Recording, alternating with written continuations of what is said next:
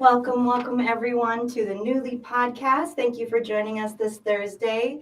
On this podcast, I'm speaking with my guest, Meng Yang. Welcome, Meng. Thanks so much for joining us. Britta? Yeah, absolutely. Thank you for having me.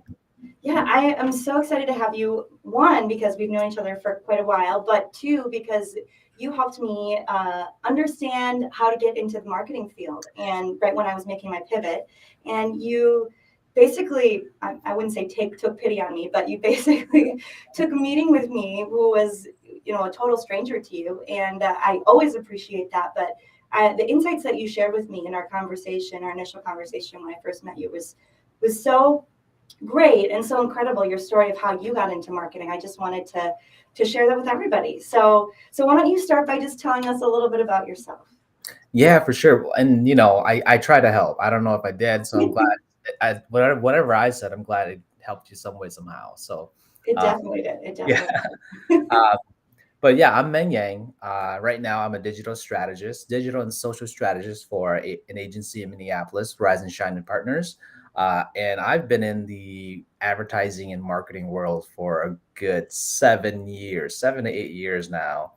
And it's just been a whole lot of fun. So I'm excited just to talk about it, and also like hopefully again help someone in their pivot, their career journey, or their start in their career as well. So Absolutely, absolutely. So the title of the show is, wearing many hats to find your dream job, and you certainly have some of this in your history. But let's really quick before we dive into that topic, I'd love to hear sort of your A to B story, how you got from here to there in your career. absolutely. So I went to the U of M, so the University of Minnesota, and I graduated with a political science degree. Ooh, And it's a tough one to make use of. I know, and I had I had some ambition to go into law school, to get into politics, and really just my mind was exhausted once I got to my senior year, and Mm. the passion of like going forward with that really like stopped, and so it was too late for me to like pivot and go into another field because I'm like, well, school is expensive. I'm in my senior year. What a waste of 3 years if I didn't like continue on with my major. Yeah. So sucked it up, continued on with my political science degree. And like you, I was a server and I was a bar back and I was working in the restaurant industry throughout college and a little place called Fire Lake at in downtown Minneapolis at the time. Oh. They were getting it was the Radisson Hotel, and they were getting ready for a big rebrand. So it's changing the Radisson Hotel to a Radisson Blue brand, which is more of a luxurious brand for them. Mhm. At the time, I feel old now. I'm dating myself. Like, oh, there's no social media people at the time, and at the time they were looking for an in-house social media person. And I had been working at the restaurant for a good 2 years, 2 3 years, and I had again stopped wanting to do political science. So I'm like, well, I'm just gonna go full time on serving and bar backing and all that, and see what happens, and just Mhm. kind of work that full time.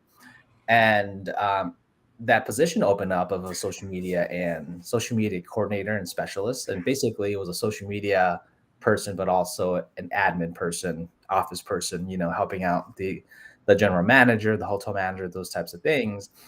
And I was like, well, yeah, I do social media.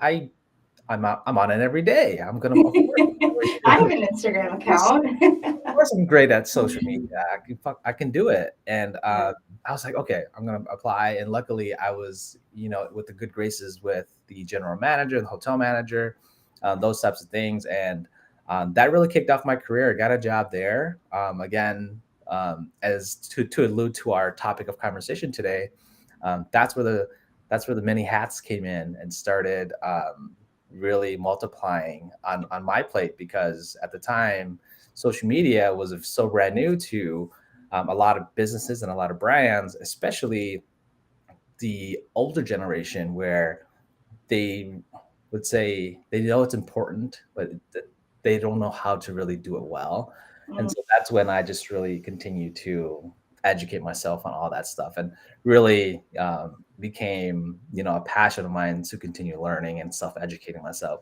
And till this day, we still, I mean, obviously, you and I both know, continuing to learn from others, continuing to learn on your own is so valuable in career growth, but also in the way that we pursue life and pursue our the next step in our career. Absolutely. Absolutely. I think what's so important to highlight about that is that you were just willing to jump in. So could you talk a little bit about how you have, it's always awkward to try to ask for another thing on your plate, or to try to figure out how to position yourself so that you can start to learn something while you're working in that field. How did you do that? And how have you done that moving forward? Yeah, that's a great question. It was just out of necessity and out of need. Really, what came about it, and the best example I can give is during my first year at Radisson Blue, as their social media coordinator and admin. We, again, going through rebrand, there were so much things that were needed, and it was tough. It was a fine line between being local and then also being corporate. And Yeah. how do we balance those two out and make us, like, elevate the brand a little bit as well, but also keep it down to the local level where our local neighbors and audiences can still relate to us. And Mhm. so that really just came through necessity. And it was like, oh, we need a flyer, and we need, all these things. We need you to go take pictures, and we need you at this event, and we need you to start designing stuff. And so I was like, I have a phone. I can be your photographer, and I become that person. Yeah. So I had, like, I had taken one photography class in high school, but I obviously have no experience, and everything just, like, became a thing where I'm like, yeah, I can do that. Yeah, I can do that. And then it got into more of the skill sets of, oh, we need email marketing, or we need to write a blog, or we need to have our executives teach others how to use social media. And so Mm. all that became like a training course. All of it became like, okay, how do I do this on my time off? And it really just took, like, some time. It's learning it. Like graphic design, I have zero experience in graphic design and using Photoshop and using Adobe. But out of necessity, I was like, well, YouTube is a great resource. Right. I was just gonna say YouTube. Oh, so much After the learning U of there. M, I went to YouTube University just about every night, and really just continued to, like, educate myself. But then, you know, downloaded the Photoshop program and really continued to learn how to, like, create flyers and stuff. Luckily now there's like Canva and other programs that are making it easier for um, non-creative people in terms of, like, designing and stuff to actually make something that looks good and is presentable. Mhm. But back then I was just, like, on the fly creating stuff and making sure that everything's entailed. And I look back at some of the design that I made. I'm like, this is really trash. And so I don't know how this was actually, like, posted on, online in Yeah. front of our audience, and also in front of, like, an audience at the hotel. So it was one of those things where, out of necessity, you just have to, like, I was just like, well, I just have to learn. And Yeah. that kind of was the inception of, like, continuing to wear many hats and continuing to be like, well, I think I can do it. And that yes, I can attitude Mm. kind of just paved the way in my career. Yeah, I love that you call it the yes I can attitude. The theme that's coming up for me as I listen to your story and as I hear about how you sort of basically created your own position, is that you were really willing to say yes to almost anything, or at least to give it a try. Mhm. And I think that is so huge. Can you talk more about how you, because some people feel afraid to give things a try, or they're worried they're going to fail or they're going to mess up. And to your point, you talked about, you look at your designs and you're like, oh man, I can't believe I published that. But how did you deal with, the idea of failing forward, or knowing that you were going to make mistakes? How did you deal with that? Yeah, definitely many, many mistakes, many hours of like going back to the drawing board and Hmm. getting feedback too. I think initially, as as a young professional, you learn how to take you should learn how to take criticism instantly, but also at the same time, not personally. It's Mhm. a professional manner where your boss or the higher ups are giving you feedback or giving you criticism on your work. It's because they've got to set a tone for the brand. They've got to Mhm. set a tone for the team, and you got to make sure that everything looks good and is like on par with the brand guidelines, right? So Mhm. at the time, I didn't really understand that because I was like, well, I think my design's awesome. What are you talking about? You don't know anything. You're, X amount of years old. How are you supposed to tell me about how about what something is supposed to look good?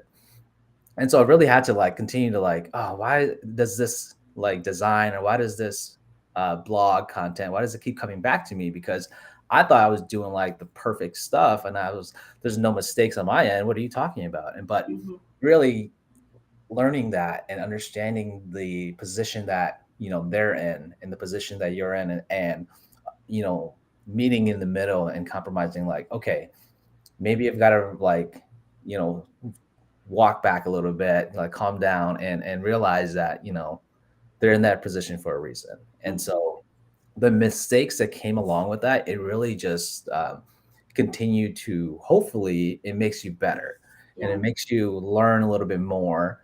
And again, I go back to this, but allows you to continue to educate yourself and seek to understand others.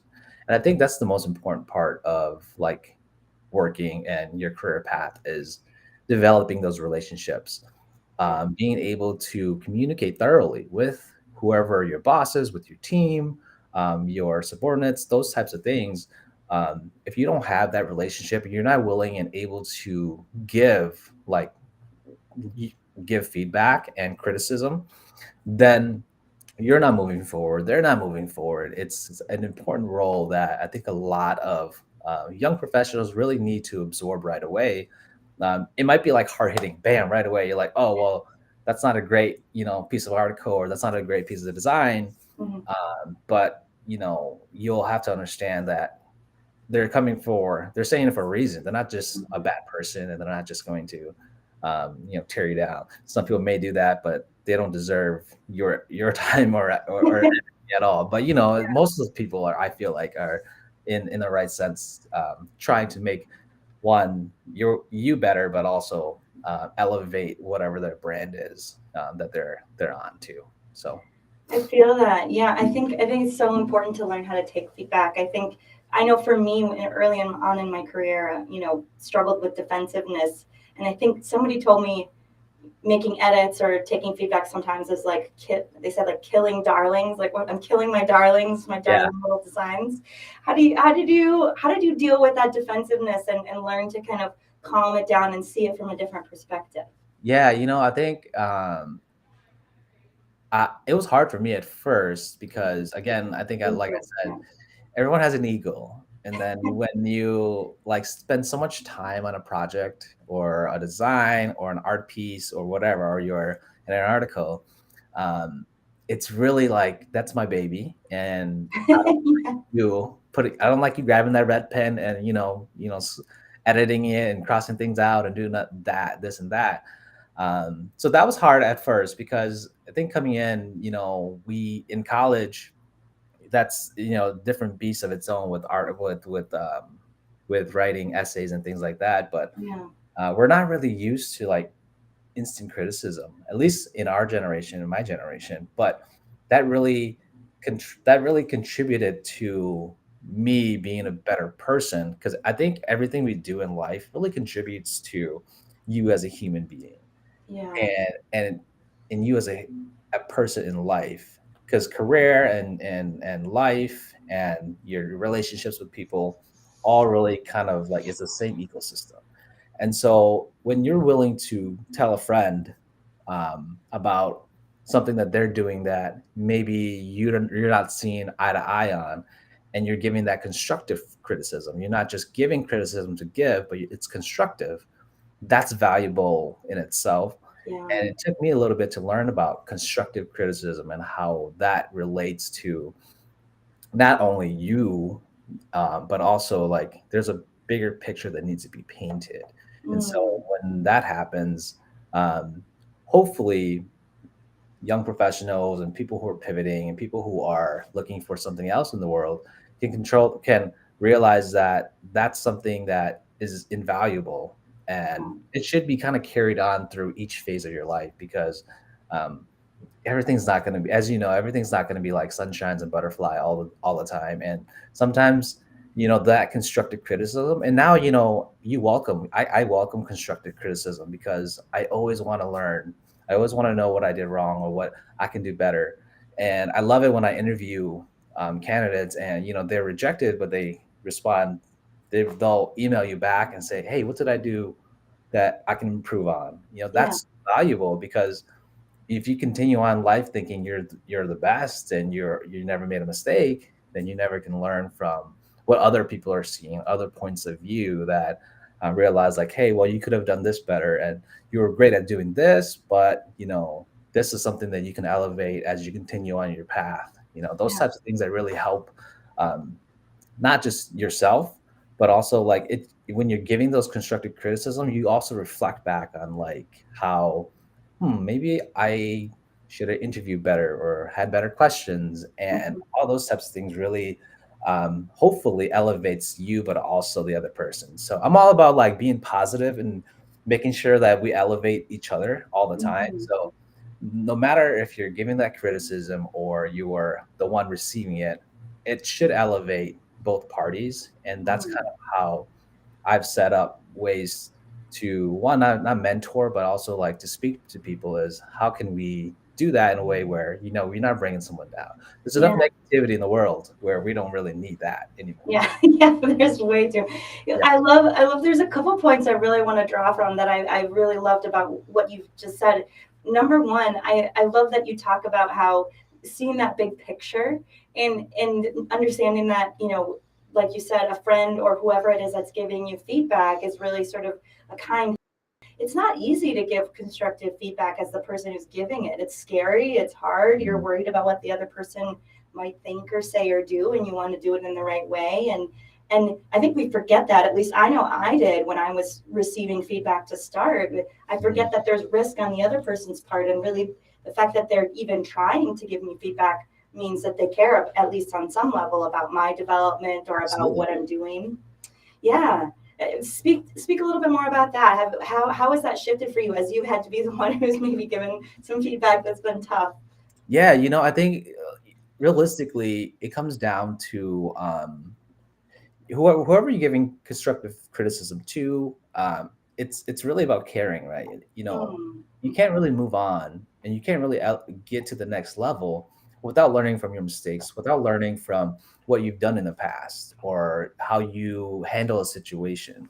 Those things really matter. And you know I always tell this to young professionals or college students who are getting into the field of advertising. I like to like try to get folks more into advertising, especially in the Hmong community. That's kind of what I enjoy doing, especially as you know, it's really hard to get into the advertising it industry. is. It's so hard. Yeah. But in the door, it's really hard when you don't know anybody. And like you and I, we kind of went in blind, and it was just one of those things where you're like, let's try it, and successfully we're there. But for as a young professional, I had no idea. I didn't know what agency was. I didn't really like. I didn't go into social media thinking I would be working for agencies. Yeah. But I loved it. And what I tell young people about that is like when you try to when you're taking criticism, it's only to make you better. Yeah. Um, and it's okay to be like, well, I it's so and I want professionals, or I want folks to be able to come back and not fight the criticism, but also like give their point of views on those criticisms too. Because it could be like, I think, for example, let's say you're designing a piece of art, and there's constructive criticism on a piece of it, but you should also be able to relay your point of view on why you did this and why you think it's correct. And there should be a seeking to understanding, a compromise of how you can really work together to, meet in the middle, or get your point across. There's nothing wrong with debate. There's nothing wrong with making sure that both sides of the story is heard, because I think we need more of that in this world. We don't want just a one-sided affair all the time, right? The Absolutely. boss isn't always right, and you have to make sure that you understand where they're coming from, but also stick up for yourself and be able to um, manage that. Yeah, well, my ideas are this and this and that, but at the same time, you got to be able to elevate each other with that constructive criticism. Totally. If you're hearing any background noises, it's my dog. She's I knew scratching it. the collar and shaking her head and things. Oh, good. Yeah, I was like, that Um, must be a dog.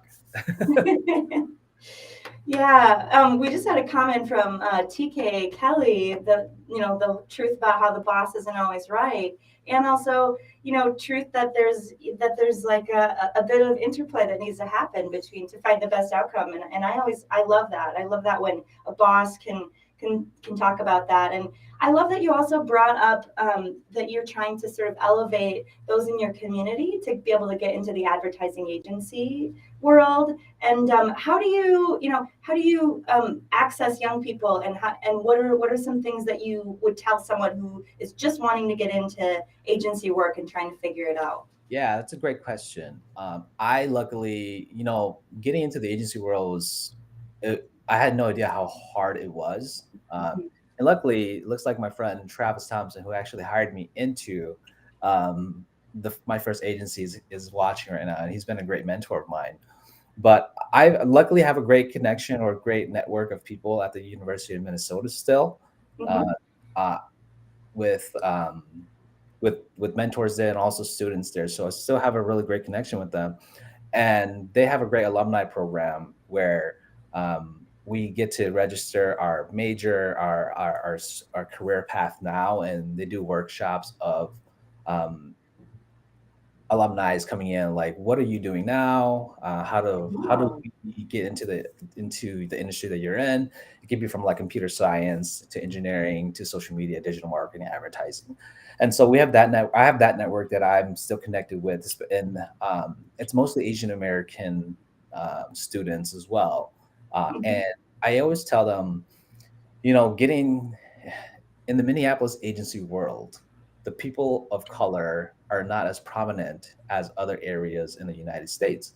And so I always kind of try to make sure that they understand, like, it's really hard, but our voices, our point of views, people of colors points of view are so important. It's Yes. so important in this world where we live in now, that people are seeking for it. And last year I attended um, the Brand Lab conference, which is actually happening today, the Oh. Fearless conference. Yeah, I attended the Fearless conference last year, and one quote really stuck with me. It said, it was DEI is open for business. So Ooh. and that really, for some reason, just stuck with me, and I understood, like, they want, the world continues to want to hear from people of color and Yes. people with Yes. different backgrounds. Doesn't have to be race, doesn't have to be, it's just like different perspectives is always needed. And so I try to reach out. I try to, with the networks at the U of M, folks that are interested in advertising in my community. I always try to tell them, like, I would love, I'm your resource. Like, Yeah. I'm in the door. I wish there was someone in the door during my time of getting into advertising, getting into marketing, because at the time there was none. I was out, honestly, the only person of color in the room a lot of the Mhm. times, and I didn't feel like I could voice my opinion during that time. Yeah. But It's hard.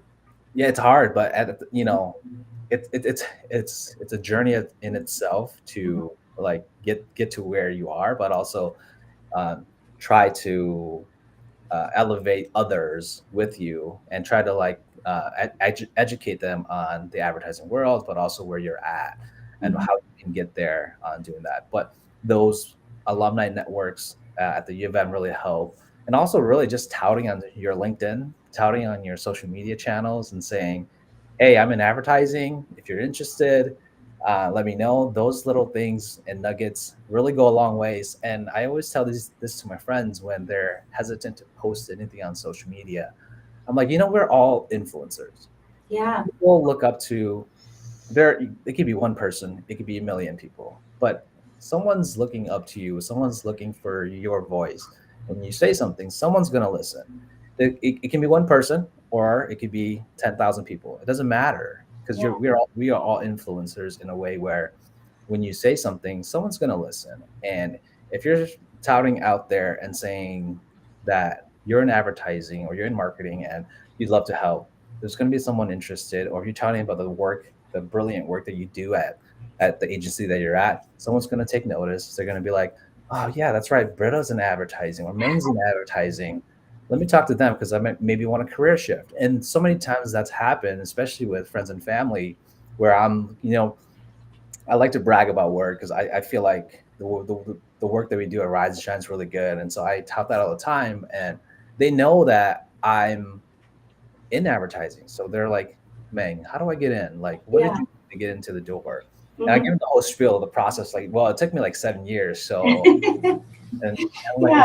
it's a lot of work, but that's kind of how it really, I try to at least, mentor the younger professionals and get into the field. I love all those reflections and ways that you found to contribute to your community. I'd love to learn more about that alumni thing because I'm also a U of M graduate. I graduated with a degree in fine art and sculpture, which talk about a degree you can't really use. But yeah, that's so interesting. There's a great question from Travis Thompson that I just wanted to address, and then after that, we're gonna head into some rapid fire questions because we're nearing the end of our time. Sure. I love this conversation with you, by the way, but maybe we'll have you on again just because I feel like there's so much more we could actually talk I about. would But love to be on again. that would be amazing. So Travis asked, do you have any advice on researching or defending your point of view, like your position, especially when you're a young person in the industry? Yeah, I think me, coming with the facts, coming with Mm-hmm. stats, and coming with like your point of view behind the stats, because there's nothing more valuable than like proving a specific analytic is correct or pointing or your point of view is correct because of this reason and that reason. Mm-hmm. Mm-hmm. And I think one example I can probably relate to is or bring forth is I think the world of TikTok is um, controversial for one, but also it's one of those platforms where a lot of brands aren't really exploring quite yet, Yeah. and we look at it like one stat that comes to mind is like young people, Generation Z, they're not really using search engines anymore to look and research brands, right? They're actually looking at Instagram and TikTok and these social media networks to read the research and visually see the brand, visually research that product, whatever it may be. Like that's a fact and that's a stat that you can pull and and have a reason for like, well, hey, TikTok's a great platform for our clients to be on because their audience is from 18 to 24 years old. That generation and that age group is really researching and looking into brands on these platforms. They're not going to Totally. be on search. They're not going to be on Facebook, but they're going to be on these platforms.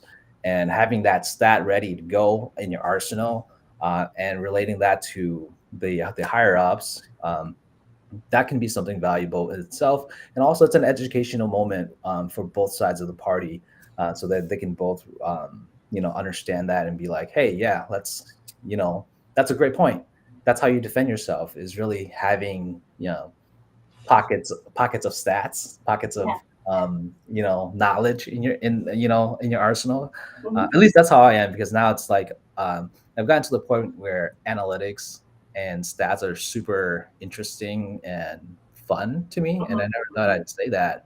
But when it comes down to like social media or advertising or KPIs and those types of things, it's like you know, how do you dig deep into these numbers and Hmm. prove that they work or prove that they don't work? And so, Yeah.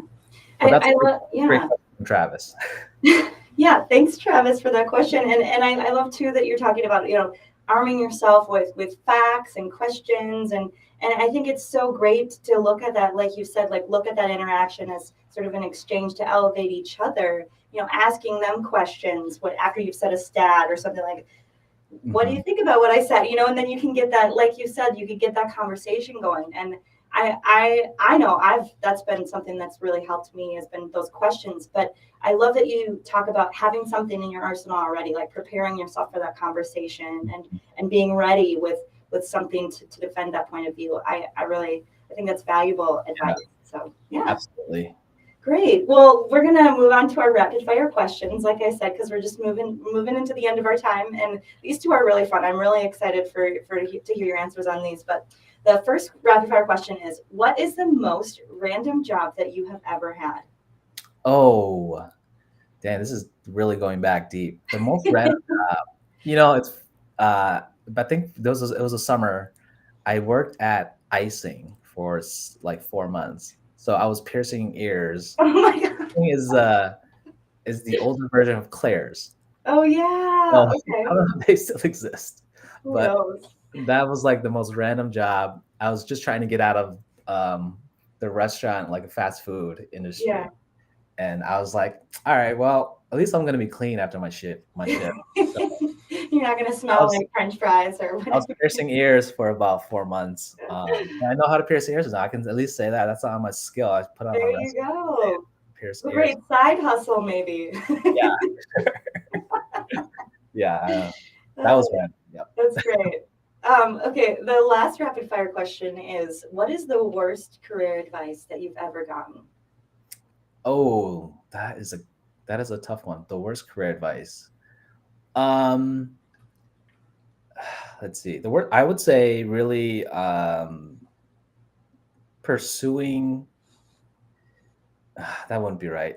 The Okay, here we go. I think I got it. Okay. It's it's going to college. It's not that it's Ooh, bad, not that it's good, and not that it's not great because I enjoyed my time in college. I yeah, love the University of Minnesota. I love the people I've met there. I love everything about college. And I still always advocate young people to go to college and go get their education. But for me and you, like we graduated with degrees that we're not using. hmm, And I tell, especially to my younger brother who he didn't go the route of going to college, and I told him, as long as you have a plan, as long as you know what you're doing, again, YouTube University, Google University, there's so much resources out there now for young people. hmm, Do I wish that I would have pursued a degree in marketing and advertising when I was at the U of M? Absolutely. But I didn't know at the time. I was so young. I was so like, well, political science sounds like a great idea. And you get into so much debt and oh, student debt and all these things that really are heavy on you, 5, 6 years after you're done with college. So it's it's not that it's bad advice, but it's a consideration now. It's a yeah, different it's a path to a different approach to a career path now because we're able to um, we're able to pursue other things and have these side hustles, but also at the same time really create your own path now. And yeah, which is why it's so incredible because of all the resources that we have now. That's amazing. But at the time, I yeah, think when I was in college, it was like there's only one you thought. I mean, I think it was not even just one piece of advice, right? It was kind of like a universal advice, like you have to go to college to get a good yeah. job. And Hmm, that's just hmm. absolutely not true anymore. At That's the so cool. time, I truly believed it. I was like, well, my only shot at success is to get into college and get the degree and work. And now it's like, no, that's not. Yeah, Yeah, you and can make your own path. you Yeah, have to continue to do that. And so I think that's valuable. I still think college is incredibly valuable. And yeah, I'm not like bashing on it or anything, but if and sometimes college just isn't for people yeah, and schooling and things and you have your background of dyslexia and ADHD and those types of things, right? So exactly. it's like Yeah, the classroom might not be for you. yeah, and, exactly. and it's one of those things where like how do you continue on, um, and have a plan to succeed, right? And that's what I tell, um, I think, a lot of high school students and my relatives who are, coming up and thinking about either going to college or not going to college. Is like, as long as you have that plan and you stick to it, and you have of finding a way to succeed, then more power to you. Because Yeah. at that time, I wish I had a choice. I felt like I didn't have a choice. So I Yeah. wish. So right now, choices are good. It's good to Yeah. give. It's good to give young people choices. Exactly. There's always a choice. Well, thank you so much for joining me, Meng. This has just been a wonderful conversation. And everyone who's joined us, thank you for joining us. If you want to listen to this episode again, it goes live on all relevant podcasting channels tomorrow. Don't forget to subscribe to the don't forget to subscribe to the channels and share it with your friends who you think might benefit from this information. And join me next week at 8:30 a.m. Live on LinkedIn or all relevant platforms. To get more practical, no BS insights on how to grow yourself and grow your career. We'll see you next time. Thank you so much, Meng. Thanks, Britta. Enjoyed All it. right.